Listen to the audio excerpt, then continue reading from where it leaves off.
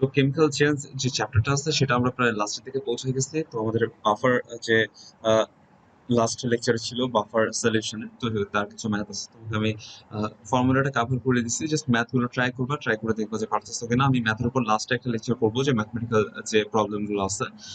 তো আমাদের আজকের যে লেকচারটা সেটা হচ্ছে হিটের উপরে। তো হিটের উপরে আমাদের বা তোমার বইয়ে আসলে যতটুকু আছে সেটা খুব ইনসাফিসিয়েন্ট, খুব বেশি নাই। তো আমি এই লেকচারটা কভার দিচ্ছি বেসিক্যালি প্রিভিয়াস এডিশনের বই থেকে, 2004 আর 2005 এর যে বইগুলো আছে সেগুলো থেকে। তো আমাদের আজকের ফার্স্ট টপিকটা হচ্ছে ইন্টারনাল এনার্জি। তো ইন্টারনাল এনার্জিটা কি? এখানে ইন্টারনাল এনার্জিটাকে বলা হয়েছে যে the internal energy for a system is the total energy for that system. So del is the internal energy. আমরা এখানে ডেফিনেশনটা দিচ্ছি। তো এখানে দেখো বলা আছে কিন্তু টোটাল এনার্জি। তো তুমি একটু ভাবো যে তুমি যখন ওয়ার্ক, এনার্জি অ্যান্ড পাওয়ারের যে চ্যাপ্টারটা পড়ছো ফিজিক্সে, তো সেখানে কিন্তু একটা ব্যাপার ছিল যে যখন তুমি একটা ম্যাটেরিয়ালকে বা এলিমেন্টকে গ্রাউন্ড থেকে এই হাইটে নিয়ে যাচ্ছ, তখন কি হচ্ছে? তখন এই সাইটে গিয়ে তার total energy is equal two তার পটেনশিয়াল এনার্জি ছিল। যখন তাকে তুমি ছেড়ে দিচ্ছ তখন মাঝখানের দিকে কি হচ্ছে, লাইক মিডল পয়েন্টের দিকে, যে তখন তার একটা পটেনশিয়াল এনার্জি আছে, কাইনেটিক এনার্জি আছে। দুইটা মিলে এদের সাম আপ করলে আমি পাই টোটাল এনার্জি। যখন বস্তুটা নিচে পড়ে গেল ম্যাটেরিয়ালটা, তখন কি হচ্ছে, তখন তার আর কোনো পটেনশিয়াল এনার্জি নাই, তখন শুধুমাত্র ছিল কাইনেটিক এনার্জি। তো এই কাইনেটিক এনার্জিটাকে আমি বলতেছিলাম টোটাল এনার্জি। তো আমার এখানের কনসেপ্টটা হচ্ছে ইন্টারনাল এনার্জি হচ্ছে আমার টোটাল এনার্জিটা। ঠিক আছে? যে এই কনসেপ্ট আপাতত জাস্ট এটাকে বোঝার ট্রাই করো। আহ, তো আমরা যদি এই ইন্টারনাল এনার্জিটা আমাদের কেমিস্ট্রিতে কথা ভাবি যে একটা রিয়াকশন হচ্ছে, তো ইন্টারনাল এনার্জি, তো ইন্টারনাল এনার্জি যদি আমার নেগেটিভ আসে তাহলে আমি কি বুঝবো? ইন্টারনাল এনার্জি যদি নেগেটিভ আসে তাহলে আমাকে বুঝতে হবে যে আমার যে রিয়াকশন জোনটা ছিল বা রিয়াকশন সিস্টেমটা ছিল, সেখান থেকে আমার এনার্জিটা সারাউন্ডিংসে চলে গেছে। ঠিক সেম ভাবে আমি যদি বলি যে আমার ইন্টারনাল এনার্জিটা পজিটিভ আসছে, তাহলে আমাকে বুঝতে হবে সারাউন্ডিং থেকে আমার সিস্টেমে এনার্জিটা আসছে, এই জন্য আমার ইন্টারনাল এনার্জি বেড়ে গেছে। লাইক আমি এখন ইন্টারনাল এনার্জিটাকে আমি যদি আরেকটু ডিপলি বোঝার ট্রাই করি, তো আমরা জানি যে একটা এলিমেন্টে বা একটা কম্পাউন্ডের ভিতরে আহ, বিভিন্ন ভাবে এনার্জিটা থাকে। লাইক ওইখানে যে অ্যাটম বা মলিকুল গুলো আছে সেগুলো অলওয়েজ কি করতেছে, বলতে পারি যে মুভমেন্ট করতেছে। তো মুভমেন্টের ফলে ওইখানে একটা কাইনেটিক এনার্জি আছে, দেন এদের একটা স্পিন এনার্জি আছে, দেন হচ্ছে ম্যাগনেটিক কিছু এনার্জি আছে। এদের যে সাম আপটা টোটাল এনার্জি, এটাকে আমি বলতেছি তোমার ইন্টারনাল এনার্জি। যখন আমার সিস্টেম থেকে বাইরে চলে যাচ্ছে তখন কি হচ্ছে, মুভমেন্টটা কমে যাচ্ছে, ইন্টারনাল এনার্জি কমে যাচ্ছে। তো এখন ভাবো তুমি কি করতেছো, তুমি এনার্জি সারাউন্ডিংস থেকে সিস্টেমে দিচ্ছ। তো তখন কি হচ্ছে, তোমার ইন্টারনাল এনার্জি বেড়ে যাচ্ছে, তোমার মুভমেন্ট বাড়তেছে, তোমার স্পিন এনার্জিটা বেড়ে যাচ্ছে। তো আমি বলতে পারি টোটাল এনার্জিটা ইনক্রিজ করছে। তো এই কারণে আমার যখন এনার্জিটা সিস্টেম থেকে সারাউন্ডিংসে চলে যায়, আমার এনার্জিটা, ইন্টারনাল এনার্জিটা কমে যায়। আবার যখন এনার্জিটা সারাউন্ডিংস থেকে সিস্টেমে ইনপুট করে তখন আমার কি হয়, ইন্টারনাল এনার্জি বেড়ে যায়। তো এটা ছিল আমাদের ফার্স্ট টপিক। তো এখানে আমাদের একটু জাস্ট বুঝতে হবে যে তোমার, তুমি কি ইন্টারনাল এনার্জি ডাইরেক্ট মেজারমেন্ট করতে পারো কিনা। লাইক তোমাকে বলা হলো যে একটা প্রোডাক্ট দেওয়া হয়েছে, তো এই প্রোডাক্টে তুমি ইন্টারনাল এনার্জি বের করো, তুমি এটা বের করতে পারবে না। বিভিন্ন ধরনের এনার্জি আছে, এগুলোকে সাম আপ করা আসলে পসিবল হয়ে ওঠে না। আমরা যদি ইন্টারনাল এনার্জি মেজারমেন্ট করতে চাই, তো আমরা যেটা বের করতে পারি সেটা হচ্ছে change in internal energy, like del U. তো প্রোডাক্ট মাইনাস রিঅ্যাক্ট্যান্ট। ওকে, তো তুমি যদি ইন্টারনাল এনার্জি মেজারমেন্ট করতে চাও, তোমাকে চেঞ্জটা মেজারমেন্ট করতে হবে, তুমি ডাইরেক্টলি মেজারমেন্ট করতে পারবে না। এখন আসো আমাদের সেকেন্ড টপিকে, enthalpy or hit energy. If you heat a solid or liquid material, the change in volume will very less that we can overriding or negligible this number. তো তুমি একটু ভাবো যে তুমি একটা সলিড আর লিকুইড ম্যাটেরিয়ালকে হিট করছো, তো এটার যে ভলিউম সেটা ইনক্রিজ করে, খুব একটা ইনক্রিজ করে না। তো আমরা এই জন্য সলিড বা লিকুইড ম্যাটেরিয়াল যখন হিট করি, তখন এর যে ভলিউমটা সেটা নিয়ে খুব একটা ভাবি না, শুধু ভাবি তার ইন্টারনাল এনার্জিটা কতটুকু বাড়লো, লাইক তার টেম্পারেচারটা কতটুকু বাড়লো, এটা আমরা কিন্তু দেখতে পারি, তার ভলিউমটা আমরা দেখতে পারি না।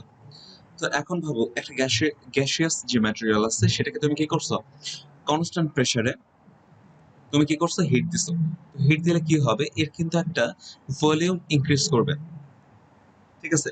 এটা কিন্তু সিগনিফিকেন্স একটা ভ্যালু থাকবে, লাইক বেশ মেজার করা যাবে। লাইক তোমার ফার্স্ট ছিল 1 লিটার, তো তুমি এটা মোটামুটি একটু বড় ভ্যাসেলে করছো, তো এটা হয়ে যাবে দেখা গেলো 2 লিটার। তুমি এটা মেজার করতে পারতেছো যে তোমার 1 লিটার ভলিউম ইনক্রিজ করছে। তো আমরা এই যে ভলিউম ইনক্রিজ করলো এটা কিন্তু পি ডেল ভি দিয়ে মেজারমেন্ট করতে পারি। তো এটাকে আমরা বলি পি ডেল ভি। ওকে, তো এখন আমরা একটু আসি যে ধরে নাও হিট একটা সিস্টেমে দেয়া হচ্ছে, একটা সিস্টেমে হিট দিছ, তো এর একটা পার্ট কাজে লাগে তোমার ইন্টারনাল এনার্জিটাকে ইনক্রিজ করতে, এবং আরেকটা পার্ট কাজে লাগে তোমার এই ভিটাকে ইনক্রিজ করতে, লাইক ভলিউমটাকে ইনক্রিজ করতে আর ডিক্রিজ করতে, কোন একটা করতে। তো আমরা যখন হিট এনার্জি আর এনথালপিটা মেজারমেন্ট করি, আমরা বেসিক্যালি মেজারমেন্ট করি ইন্টারনাল এনার্জি প্লাস পিভি ওয়ার্ককে। আমরা কিন্তু পি ডেল ভিটাকে একটা ওয়ার্ক হিসেবে জানি, ঠিক আছে? তো আমরা যদি এখন আসি যে আমাদের হিটটা কি, তো এটা আমরা বলতেছি যে আমার হিট হচ্ছে বা আমার যে এনথালপি চেঞ্জটা সেটা হচ্ছে আমাদের ইন্টারনাল এনার্জি চেঞ্জ প্লাস আমার পিভি ওয়ার্ক।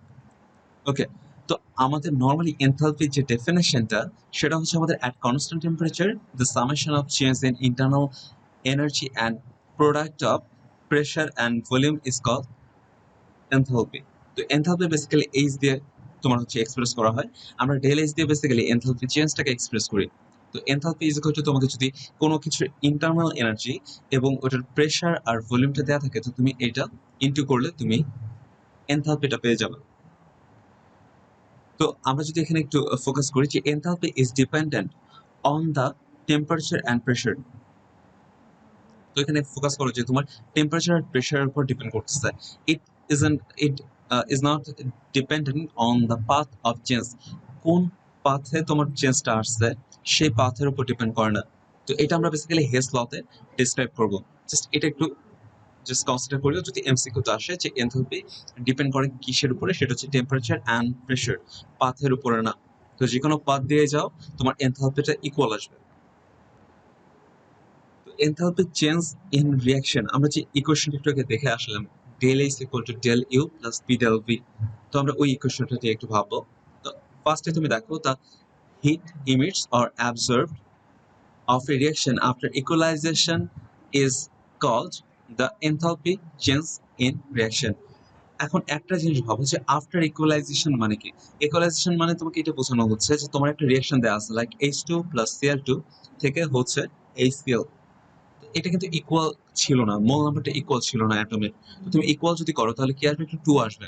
তো আমরা এটাকে বলতেছি ইকুয়ালাইজেশন।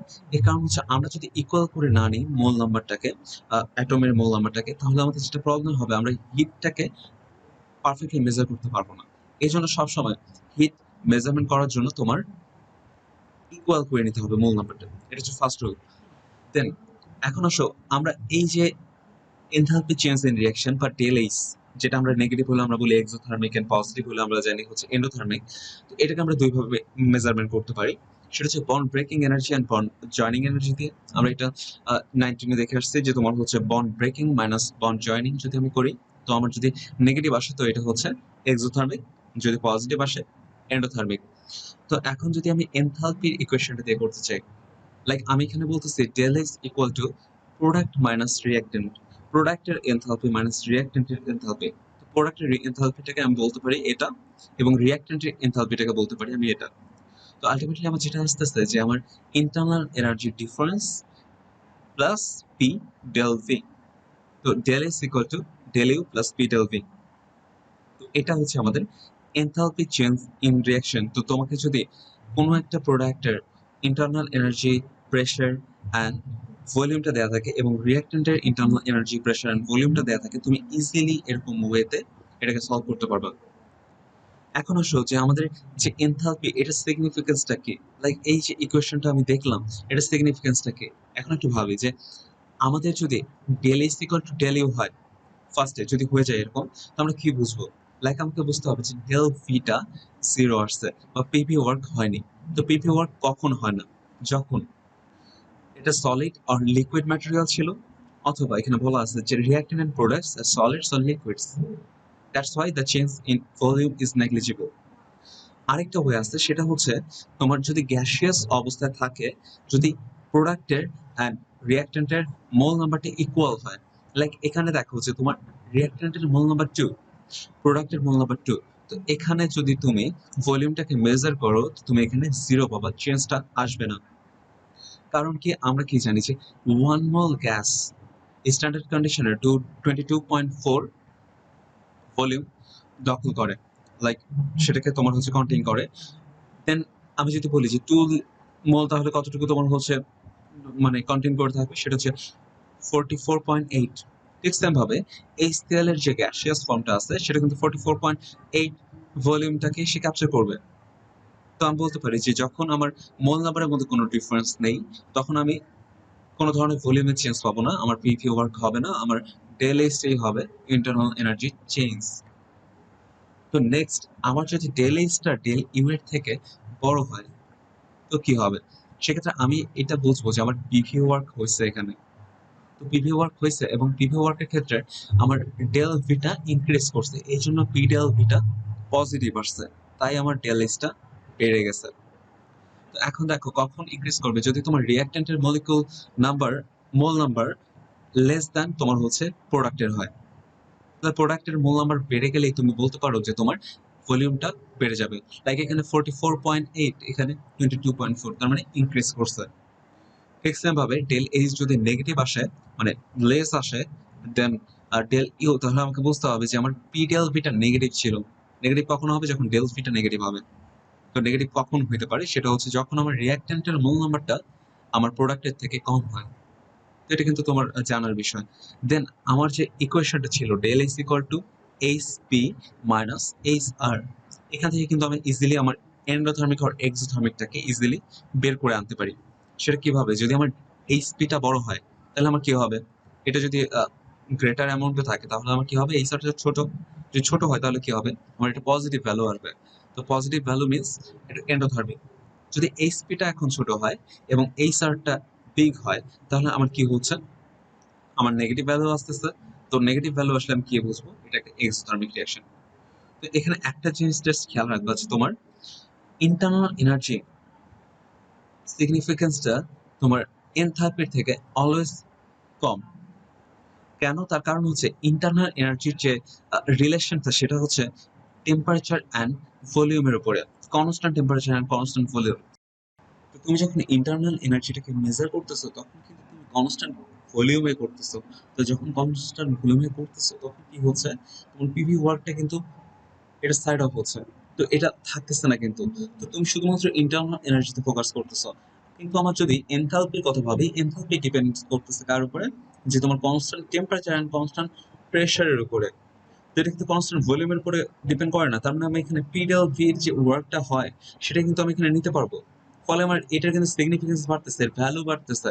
ঠিক আছে? তো এই জন্য আমরা বলি সবসময় যে ইন্টারনাল এনার্জি সিগনিফিকেন্সটা একটু কম, এনথালপির সিগনিফিকেন্সটা একটু বেশি। তো আমাদের নেক্সট টপিকটা হচ্ছে ইউনিটস অফ হিট। তো তুমি জানো যে হিটের ইউনিটটা হচ্ছে জুল আর ক্যালোরি। তো আমরা একটু জাস্ট দেখবো যে ডেফিনেশনটা কি। তো the heat is needed for increasing 1 kg of water by 1 degree Celsius is called 1 kilocalorie. তুমি ঠিক সেম ভাবে ক্যালোরির যে ডেফিনেশন দিতে পারবো যে 1 gram of water by 1 degree Celsius is called 1 calorie. তো nowadays joule is used as the heat measurement unit. তো জুলের আমাদের ডেফিনেশনটা কি? সেটা হচ্ছে in a circuit 1 coulomb charge is flowed at 1 volt potential change, the heat is produced is called 1 joule. Like তুমি একটা সার্কিটে 1 voltage আছে, লাইক 1 ভোল্ট পটেনশিয়াল আছে। তো তুমি এর মধ্যে 1 কুলম যদি একটা চার্জ এটাকে ফ্লো করো, তো ফ্লো করলে এখানে একটা হিট প্রডিউস হবে। তো এই যে হিট প্রডিউস হলো এটাকে আমি বলতেছি 1 জুল। তো আমরা জানি যে 1 calorie is equal to 4.184 joule. Okay, তো আমাদের এখন যেটা দেখতে হবে সেটা হচ্ছে রুলস অফ রাইটিং দা, তোমার হচ্ছে কেমিক্যাল যে চেঞ্জ গুলো হচ্ছে লাইক হিটের উপরে ডিপেন্ড করে, তো সেগুলোকে আমি কিভাবে রাইট করব। তো এটার ক্ষেত্রে আমাকে ফার্স্টে যেটা মনে রাখতে হবে সেটা হচ্ছে ইকুয়াল করতে হবে এবং ট্রাই করতে হবে যেটা সেটা হচ্ছে প্রোডাক্টটাকে 1 মোল রাখার। ঠিক আছে? এটা আমার ইজিয়ার হয়ে যায়।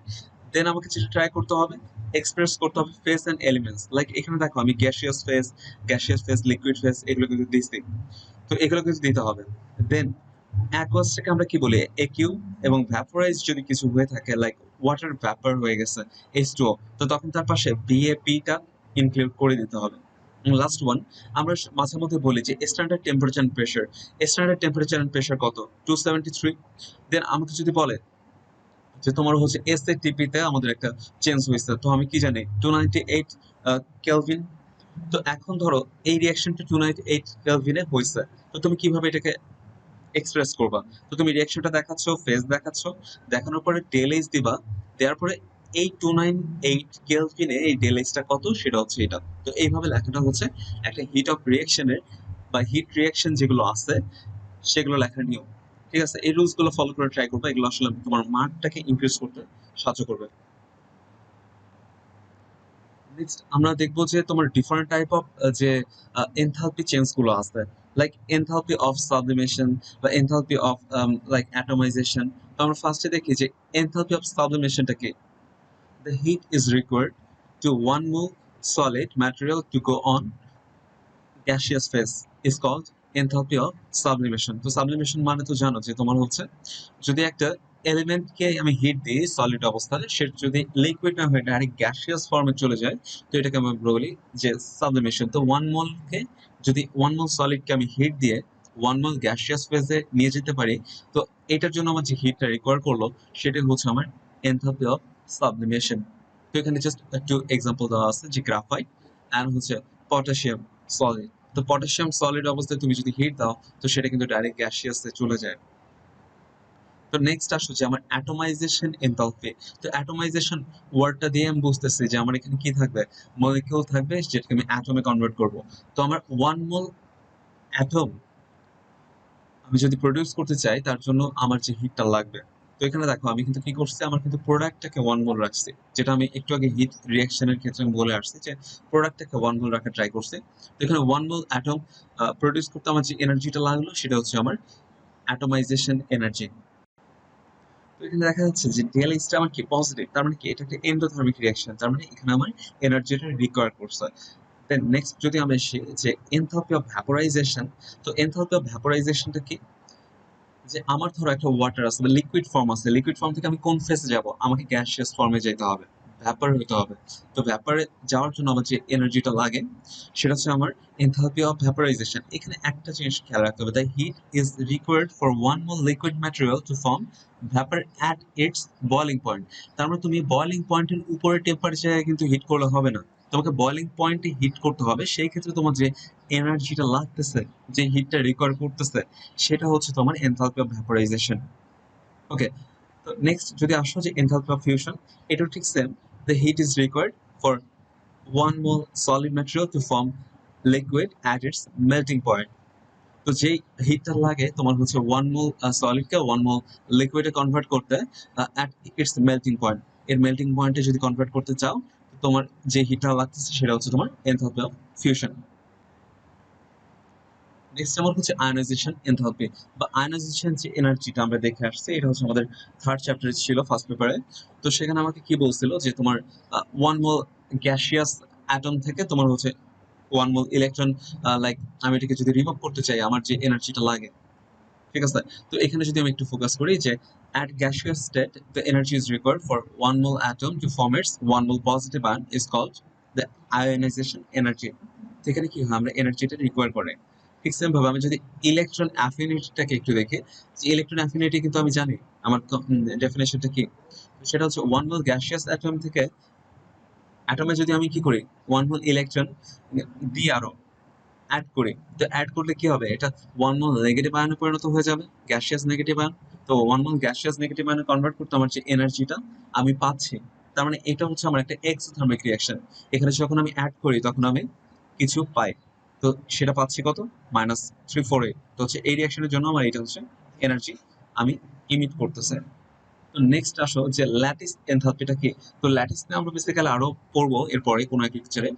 তো ল্যাটিস এনার্জিটাকে আমরা বলতেছি বা ল্যাটিস এনথালপিটাকে আমরা বলতেছি simplify the energy, the change in enthalpy associated with the formation of one mole of ionic compound from its gaseous ion under standard condition।